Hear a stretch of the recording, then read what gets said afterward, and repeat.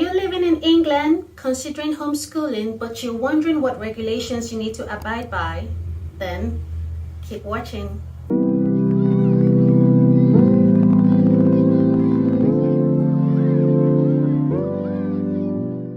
Hi, and welcome to this corner of the tube where I share about all things Montessori, homeschooling, and of course, family life and adventure. Today's chat is inspired by a question I received in the comment section of one of my previous vlogs that asks, are there any regulations you need to abide by while homeschooling in England? Now, just to give you all a heads up, today's vlog is going to look like a parallel storyline where I share some key information from the legal side of things while going through some frequently asked questions about homeschooling in England. So, buckle up and let's go. I would like to kick off with a public announcement.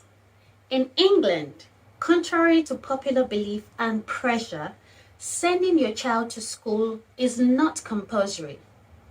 Ensuring they are educated is. So what is education? Education is the facilitating of learning or the acquisition of knowledge, skills, moral beliefs, habits, and personal developments. So if you choose or elect to facilitate your child's learning at home, you are not committing any crimes. So to answer the question, can I homeschool in England? Legally speaking, yes. Before I move on, I really have to stress, because somebody might be tempted to twist my words. I have to stress that education is compulsory for all children in England and Wales, and I also think for Scotland, from whichever date is closest to the 1st of January, 1st of April, or 1st of September after they turn 5. Now, most schools in England will accept children from 4 into the reception class, which is typically for children between the ages of 4 and 5 years old. This leads me to my next important information, and that is, it is the parent's duty, not the government, not the local council or the borough, it is the parent's duty to ensure that the child is suitably and adequately educated. This is in accordance to the Education Act 1996, which states that the parent of every child of compulsory school age shall cause him to receive efficient full-time education suitable A, to his age, ability, and aptitude, and B, to any special educational needs he may have, either by regular attendance at school or otherwise. So in fact, home education is the default learning place for the child until the parent decides to register them at school when they are 4 or 5. So in reality, your child doesn't start school at the age of 5. They transfer to a new school from the home. Now that we have clarified that homeschooling is legal, what qualifications do parents need to have in order to successfully and effectively accomplish this feat? The answer is none. Parents don't need to have any teaching qualifications in order to teach the children at home. I know this pisses some people off, and if you are a parent considering homeschooling, my advice to you is in the form of a question. Are you doing this for them, or are you doing it for you and your child? Think about it. Next, are parents required to use the national curriculum? The answer is no. In fact, parents are not required to teach certain or specific subjects. However, home-educated children are required to be literate and numerate. This means that they are required to be able to read, write, and work with numbers according to their age and ability.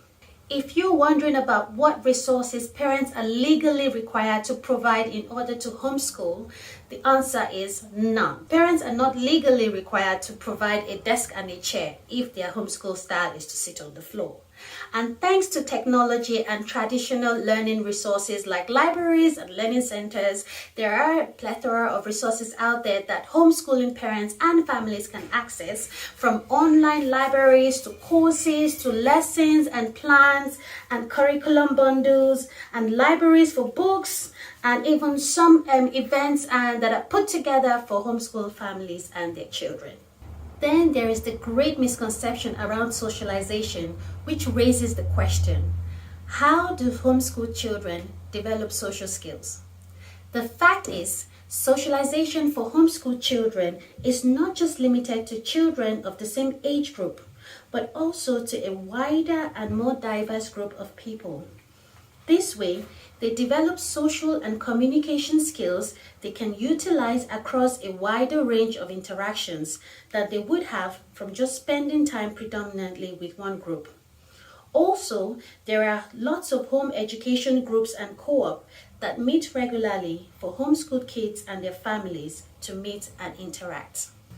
If you're wondering whether you need to inform anyone of your decision to homeschool, well, if your child has never attended school or been registered in school, the answer is no, you don't need to. However, if your child is already registered with the school and attending and you will decide to withdraw them and start homeschooling, then you are legally required to notify the head teacher of your decision to withdraw your child and start homeschooling. Now, they are legally required to act on that notification and deregister the child. However, some schools are funny about this, and as well, some local authorities instruct schools not to deregister the child. Now, all of this drama on their part is not in accordance to the law. So if you decide to withdraw and you send your notification, you are good. Yeah. Are parents also required to inform their local authority about their decision to homeschool? And the answer is, legally speaking, no. Parents are not required to inform the local authority that they are homeschooling, neither are they required to complete any comprehensive or long forms demanding several information from them.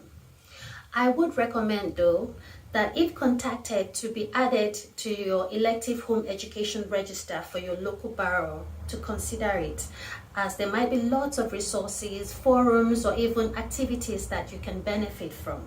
Plus, homeschooling is not a shady business, so what are you hiding?